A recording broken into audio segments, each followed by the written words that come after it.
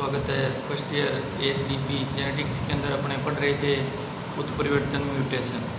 ठीक है, तो अपने इससे पहले वाली क्लास में पढ़ा था ये म्यूटेशन है वो जो अपने पढ़ा था बिंदु उत्परिवर्तन पढ़ा था। तो बिंदु उत्परिवर्तन मैंने आपको खांचा बना के बताया था कि दो प्रकार का होता है, प्रतिस्थापन और फ्रेम शिफ्ट। ठीक है, प्रतिस्थापन आगे था ट्रांजिशन और ट्रांसवेरियोन। ठीक है, अब मैं आगे नेक्स्ट स्टार्ट कर रहा हूँ। ट्रांजिशन के अंदर अपने पढ़ लिया टोटोमेरिएशन पढ़ लिया, आयनीकरण पढ़ लिया, क्षार समझात पढ़ लिया, डेमिनेशन पढ़ लिया। अब जो नेक्स्ट अगला वो पॉइंट है वो उसको क्या कहते हैं, हाइड्रोक्सिलामीन है। क्या कहते हैं, हाइड्रोक्सिलामीन है। ठीक है बच्चों, तो आपको मैं बार बार ये इसलिए बोल रहा हूँ क्योंकि ये आपको थोड़ा डीप लग रहा होगा, लेकिन इसको छोड़ना नहीं है। आपने मेन चीज़ याद करनी है। जैसे मान लो अपने पढ़ा था टोटोमेरिएशन, ठीक है, तो उसकी जो मेन है कि जो अपने एडिनिन है, ग्वानिन है, साइटोसिन है, थायमिन है, कौन किसके साथ मिल रहा है, इतनी चीज़ याद रखनी है आपको। नेक्स्ट अपने पढ़ा था आयनीकरण। आयनीकरण के अंदर ये पढ़ा था कि कोई रासायनिक किसी आयन के कारण जो उनके क्षारों का जो हाइड्रोजन बंध है वो चेंज हो जाता है, यानी कि जो डबल बॉन्ड वाला है वो ट्रिपल के वाले के साथ मिल जाता है। तो मेन चीज़ याद रखनी है आपको इनकी। और दूसरा जो इनके नाम हार्ड याद है, 2-3 बार याद करोगे याद हो जाएंगे। ठीक है, अब अपने पढ़ रहे हैं हाइड्रोक्सिलामीन। तो इसमें क्या दे रखा है, हाइड्रोक्सिलामीन साइटोसिन के साथ जटिल यौगिक बनाता है। साइटोसिन है क्या, पिरिमिडीन है। पिरिमिडीन क्या है, नाइट्रोजन क्षार है। इस तरह से आप जो भी शब्द आ जाए जो आपका पढ़ा हुआ हो उसको दोहराया जरूर करो, ताकि वो आपकी जो चीज़ पढ़ी हुई स्थायी हो जाए।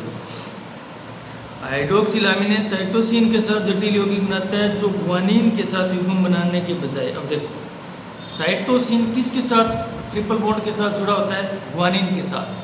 लेकिन हाइड्रोक्सिलामीन के अंदर क्या होता है, वो जो ग्वानिन के साथ युग्म बनाने के बजाय क्या एडेनिन के साथ युग्म बनाता है, जिससे डीएनए रिप्लेशन के द्वारा उत्परिवर्तन। देखो बिल्कुल सिंपल है। ठीक है, हाइड्रोक्सिलामीन के अंदर क्या होता है, जो ग्वानिन है वो साइटोसिन के साथ ट्रिपल बंध के द्वारा जुड़ा होता है। लेकिन जो ये प्रक्रिया होती है हाइड्रोक्सिलामीन उत्परिवर्तन है, इसको उत्परिवर्तन ही बोलेंगे। इसके अंदर क्या होता है, जो ग्वानिन है वो साइटोसिन के साथ युग्म नहीं बनाता, जिससे क्या है डीएनए एक नई प्रतिलिपि बन जाती है या प्रतिकृति बन जाती है। इस प्रक्रिया को क्या कहते हैं, हाइड्रोक्सिलामीन। ये किसके प्रकार पढ़ रहे हैं अपने, प्रतिस्थापन के, ट्रांजिशन के जो आगे प्रकार है वो अपने पढ़ रहे थे। ठीक है, अब अपना इनका एक और प्रकार था, देखो प्रतिस्थापन, बार बार दिखा रहा हूँ आपको। जीन परिवर्तन, बिंदु परिवर्तन पढ़ रहे हैं, प्रतिस्थापन अपने पढ़ा था। इसके दो प्रकार हैं, ट्रांजिशन और ट्रांसवेरियोन। ट्रांजिशन और ट्रांसवेरियोन, ट्रांजिशन के अपने सारे पार्ट पढ़ लिए। अब प्रतिस्थापन का कौन सा पार्ट पढ़ेंगे, ये ट्रांसवेरियोन वाला पार्ट पढ़ेंगे। ये कंप्लीट होने के बाद में जो फ्रेम शिफ्ट म्यूटेशन है उसके बारे में बात करेंगे। ठीक है, तो अब अपने पढ़ रहे हैं ट्रांसवेरियोन। ट्रांसवेरियोन आगे दो प्रकार का है, डिलेशन और इंसर्शन। डिलेशन और इंसर्शन ये वाला। ठीक है, इसी तरह से आपको पहले खांसा बनाना है, उसके बाद में इनके अंदर की बात है वो तो थोड़ी थोड़ी याद रखनी है। मेन ऐसे नहीं है किताब में दे दी सारी रटने लगे, नहीं, सारी नहीं रखनी। मेन पॉइंट है वो आपको याद रखना है। ठीक है, तो अब अपनी बात करते हैं ट्रांसवेरिएशन। इसके अंतर्गत पॉलीन्यूक्लियोटाइड श्रृंखला में किसी प्यूरिन चर, अब देखो जो बातें बताइए वही आ रही है। पॉलीन्यूक्लियोटाइड श्रृंखला PNS में किसी प्यूरिन का नाम आते ही आपके दिमाग में आ जाना चाहिए एडेनिन और ग्वानिन। वो पिरिमिडीन क्षार का मतलब क्या है, थायमिन और साइटोसिन। और वहीं अगर आरएनए के अंदर नाइट्रोजन क्षार की बात करें तो वो जो अपने थायमिन की जगह यूरेसिल होता है।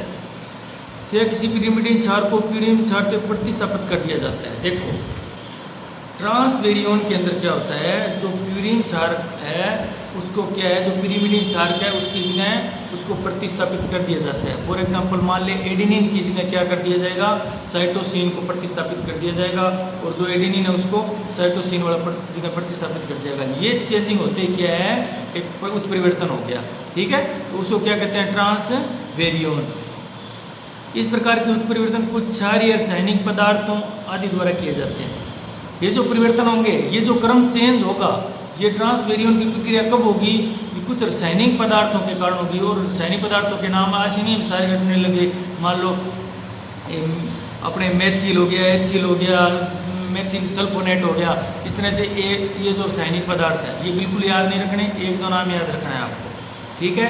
तो कहने का मतलब ये है ट्रांसवेरियोन की प्रक्रिया में क्या होता है, जो पॉलीन्यूक्लियोटाइड की जो श्रृंखला होती है नाइट्रोजन क्षारकों की, उसके जो प्यूरिन है और जो पिरिमिडिन है, दो प्रकार है, उनके जो आपस में जो एडिनिन और ग्वानिन है वो अपना स्थान क्या है प्रतिस्थापित कर लेते हैं। इतना याद रखना।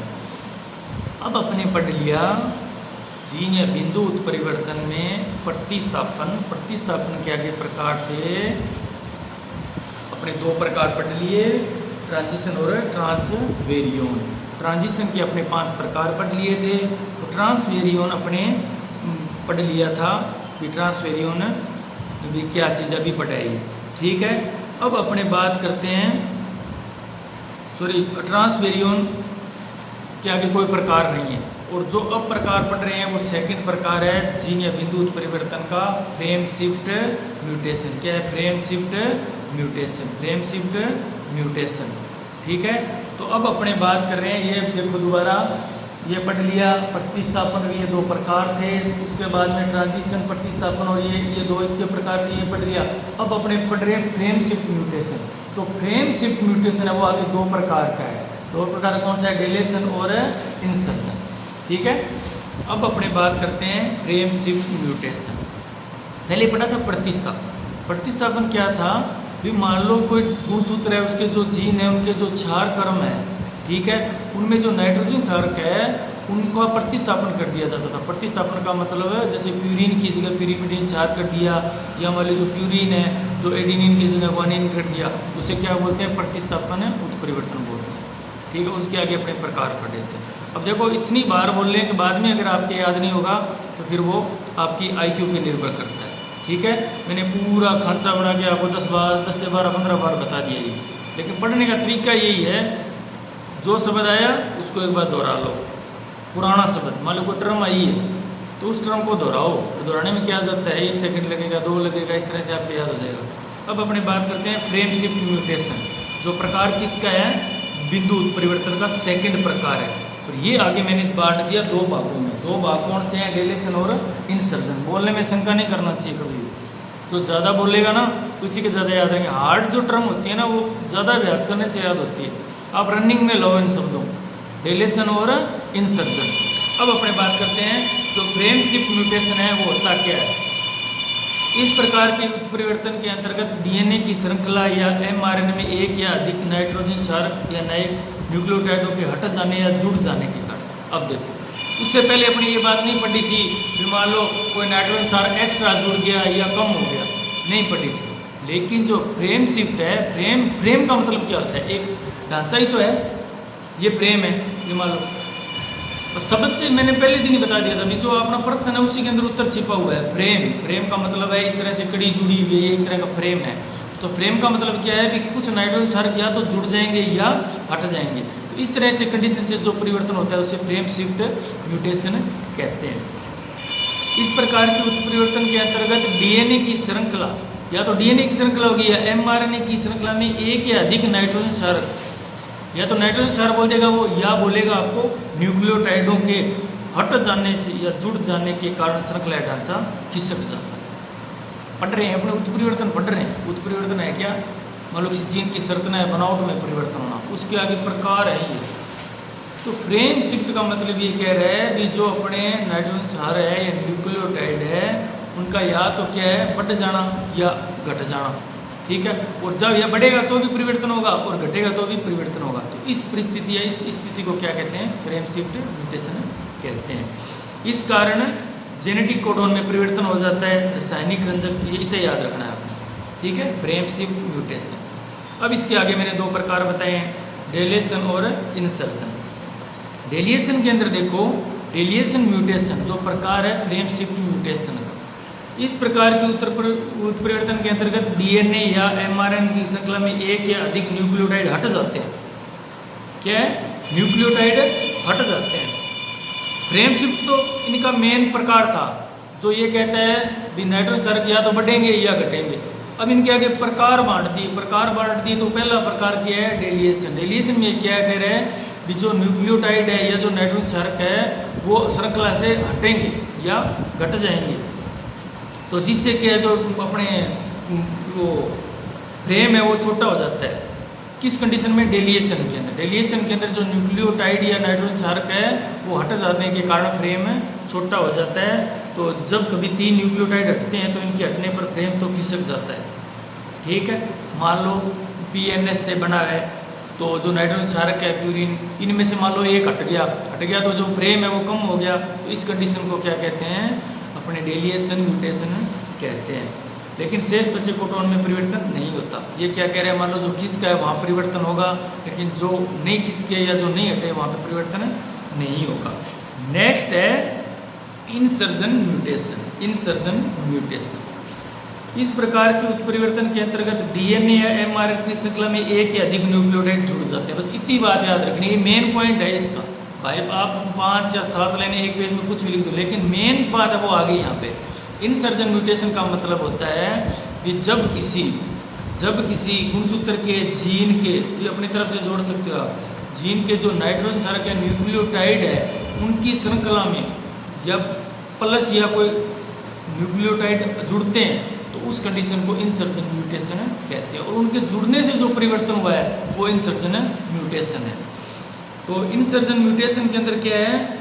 इस प्रकार के उत्परिवर्तन के अंतर्गत DNA या mRNA, देखो कोई जरूरी नहीं है DNA में हो, mRNA में परिवर्तन हो सकता है। mRNA की श्रृंखला में एक या अधिक न्यूक्लियोटाइड जुड़ जाते हैं जिसके कारण फ्रेम बड़ा हो जाता है। इसमें बड़ा हो रहा है यानी कि जुड़ रहा है।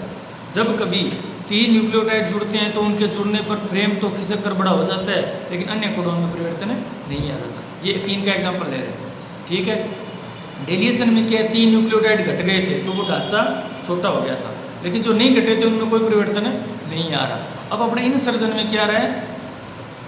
इन का मतलब अंदर आना या एंट्री। तो आप इस शब्द से समझो इन का मतलब क्या है? भी प्लस होना। किनका? न्यूक्लियोटाइडों का या नाइट्रोजन क्षारक का।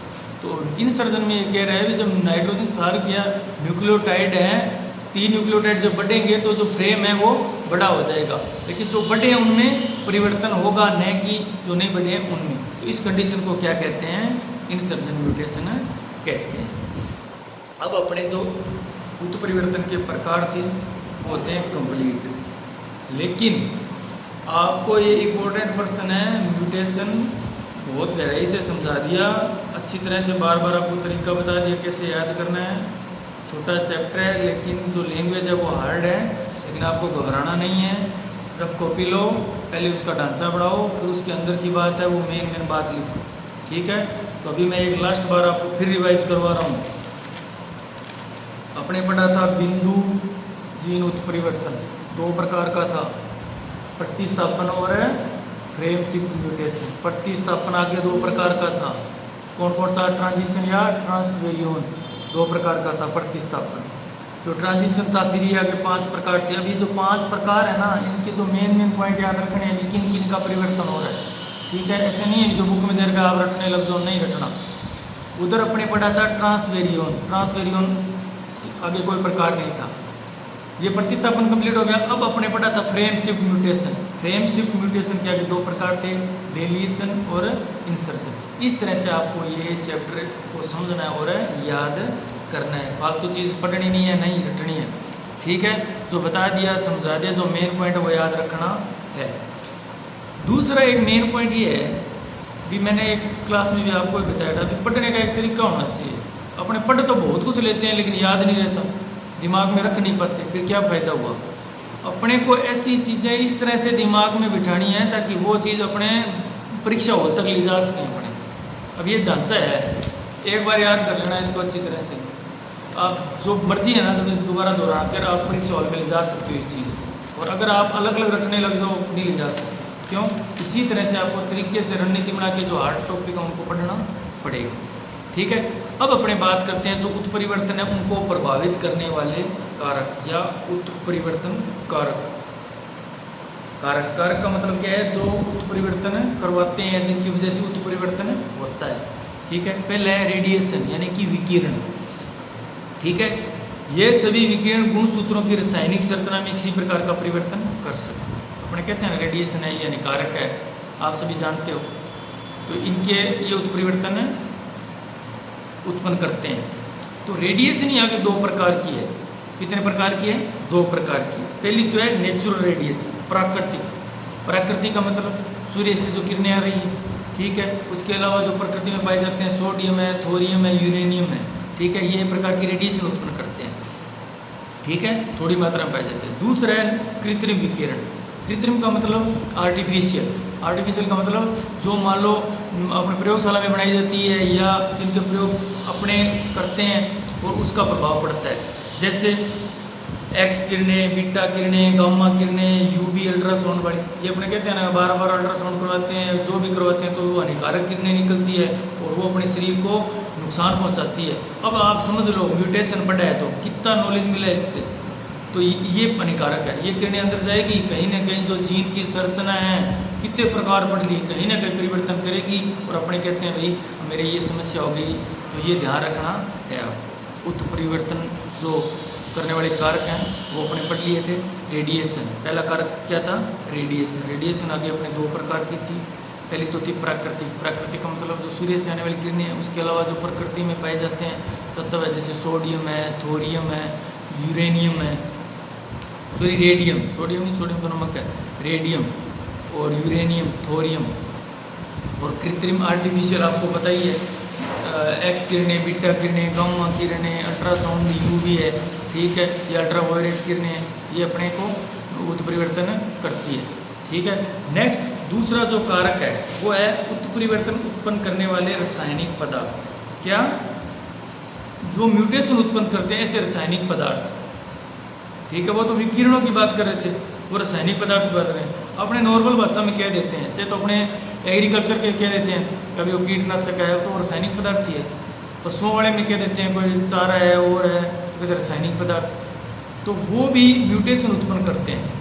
तो वो कौन से हैं? अब यहाँ पे आपको अच्छी तरह से दिए हुए हैं, 15-20 दिए हुए हैं, आपको रटना नहीं है, सिर्फ नॉलेज में रखना है भी कुछ रासायनिक पदार्थ होते हैं जो उत्परिवर्तन करते हैं। क्या करते हैं? उत्परिवर्तन को उत्पन्न करते हैं या जो उत्परिवर्तन के लिए जिम्मेवार होते हैं। पहला अपने कौन से है इसके अंदर? पहला है अल्किटिन, मिथाइल, ठीक है, अल्किटिन। तो आपको ये शब्द याद नहीं रखना भी आप कहीं रटने लग जाओ, तो आप बेसिक याद रखो, जैसे मिथाइल है, एथिल है, इथाइल है, इस तरह से जो आपने +2 में पढ़ा हुआ है नॉर्मल रासायनिक पदार्थ आपको पता है। अब रटने मत बैठ जाना कहीं। आगे अपने बात करते हैं फेरस मैग्नीज, ठीक है, मस्टर्ड गैस और ऑर्गेनिक और फेरस यानी कि लोहा, फेरस मैग्नीज नमक, क्या है? Ferrous manganese salt. तो ये कुछ है जो क्या करते हैं भी म्यूटेशन को उत्पन्न करने के लिए जिम्मेवार है। तो इस तरह से आपको याद रखना है। तो लास्ट में लासजेनिक मतलब नमक है, लासजेनिक। तो ये रखना नहीं है, मैं बुक में लिखा हुआ बता रहा हूँ आपको, लेकिन ये बस सिर्फ बेसिक ध्यान में रखना है कि कुछ रासायनिक पदार्थ होते हैं जो म्यूटेशन को उत्पन्न करते हैं या जो उत्परिवर्तन के लिए जिम्मेवार होते हैं। तो कुछ 1-2 इसमें से याद रखना, बाकी बिल्कुल भी नहीं रखना, और वो याद रखना है जो आपके पढ़े हुए हैं। कोई नहीं पूछेगा आपको हाँ भाई बता, बुक में लिखा हुआ था, एक को लेकर सारा बता, कोई तुक्की नहीं है।